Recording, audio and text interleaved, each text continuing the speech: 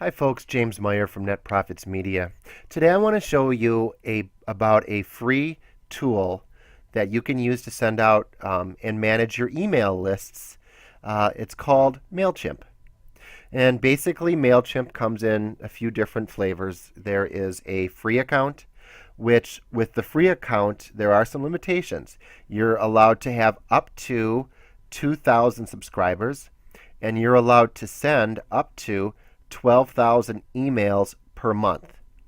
If your email list and subscriber base is larger than 2,000, or you send out 12,000 emails a month, you would need to upgrade to one of the paid options, which I believe the cheapest will take you up to a 5,000 subscriber limit. And that it runs $29 a month, if memory serves me correctly. But the point is to have an email list and an email program. You can do that for free or for relatively little expense. Really, to start an email program with your customers, you need to form a subscriber list. And in MailChimp, those are called simply lists. So the way you would do that is either by manually inputting a list or by importing a CSV file from Excel. And once you import it, you would basically map the files, the fields in the file. That's extremely easy to do. Basically, you would just match up on your Excel sheet the column that says email. You would match that up with the column in MailChimp that says email. First name would go with first name, last name would go with last name. MailChimp does a lot of it for you in an automated process, but you do have to verify it, and if you need to change anything, it's extremely simple. Once you have your email list, then you can create a campaign, and the campaign is the actual email that you would be sending out to your subscriber list. And here you have a few choices, and you can actually sort it. The first choice would be to send to your entire list. This is just a little list I have of 87 recipients. If I wanted to send it to the whole list, I would simply click on the Send to Entire List radio button. If I wanted to send just to a save segment, which I could have done a sort, and let's say I only want to send it to the people who opened my last email. Well, I can sort it that way. Or I can sort it by who didn't open my last email. Or I could sort it any number of ways. There's a whole grouping of options that are available to you.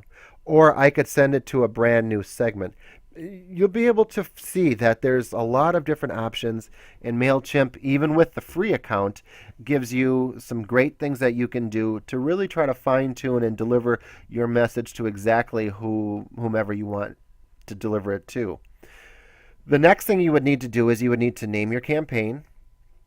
You would have to include your from name, your email subject line, your from email address. Same things that you do when you send out an email address one-on-one to a friend or a business associate or whatever. It's not any different. You also have the option of using tags in your email. So if you've ever received an email from a company that you subscribe to, let's say, for example, Best Buy, and it says, "Hi, Mary, we have all these wonderful things that we thought you'd be interested in."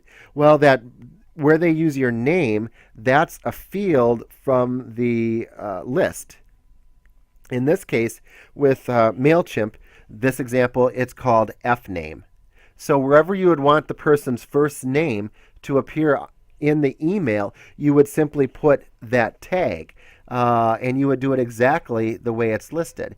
And there's a number of different tags that are available. There's first name, there's last name, there's city, whatever. There's a whole vault of different options that you could use. So you can really customize and personalize that email message, and it looks very professional. You also then have the choices of tracking. You can track and see who opened your email.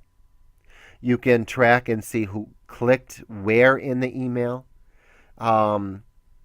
There's a number of different options that you want to set up, and it will give you some insight as to how effective your email is and what is interesting and of importance to your subscribers. Another option that you have when you're creating your email is to connect with your Twitter account and your Facebook account, and then your email will also go out automatically to those social media assets that you have that you've connected. And just a couple more options. Once you've done with that, you click next. It's not going to allow me to go past this. And then you'd actually create your email. It's done very easily using let's say a Word, Microsoft Word sort of concept where it's a click and paste. You can add pictures, you can add text, really whatever you want to do in a very visual, simple to use format. The last thing you want to do, let me just get out of here, is then you'll send yourself, after you have your email done, then you'll send yourself a confirmation so that you can view it. And I always recommend that you view it in a few different email formats. If you have a Gmail account, great, look at it there. If you have a Yahoo account, great, look at it there. If you have a Hotmail, or look at it in as many different using as many different email options that you have, so you can confirm that it's going to look good in each one, because you don't know what your subscribers are going to be using to open it. They might be using Gmail, they might be using Thunderbird, they might be using who knows, MSN, SBC, Yahoo account, whatever. The very last thing that you can do with your setting up your email accounts is you can also set up an auto-collect template. And what that does is it's called a sign-up form. And you can put a sign-up form on your website where it's its own standalone page. That would fall under a general form. Or you could put an embedded form within a website, or a blog page or something like that, simply by clicking on embedded forms, and then it will walk you through the information that you're looking to get from your subscribers. And then it will give you, after you make your choices, it'll actually just give you the code that you would use to copy and paste into your asset for tracking and retrieving that information. And every time somebody subscribed, you would then be notified that you have a new subscriber. That option is list specific, because you might have multiple lists. So that's all done on a list by list basis. So when somebody subscribes, they're subscribing to the correct list. And what I mean by list is, let's say you're a restaurant, for example, and you have a birthday list. So you might have a sign up for our birthday program and get a free piece of cake, or let us buy you a drink on your birthday. Sign up now, something like that. Then you might also have, let's say you have live music, or let's say you have weekend events of some sort. That might be an entirely different list, where you're saying, hey, let's tell you about our weekend happening. Sign up here. Well, those two lists may not cross-populate. You might handle them as two separate lists for business purposes. So that's why the sign-up forms are list-specific. Another option you might have is you could have one general email one email list, and you could include, let's say, birthday as an optional field on the list. And if somebody signed up and entered their birthday, then you could sort your main list by birthdays and send out an automated email using the birth date as a trigger. You could send that the day of their birthday, the week before, I believe even a month before their birthday, saying, hey, we hope we see you on, X date to celebrate with you. Come on in to, Joe's Barbecue Shack, and let's have a good time and celebrate your birthday. So there's all sorts of different options. MailChimp, as a free program, it's fantastic.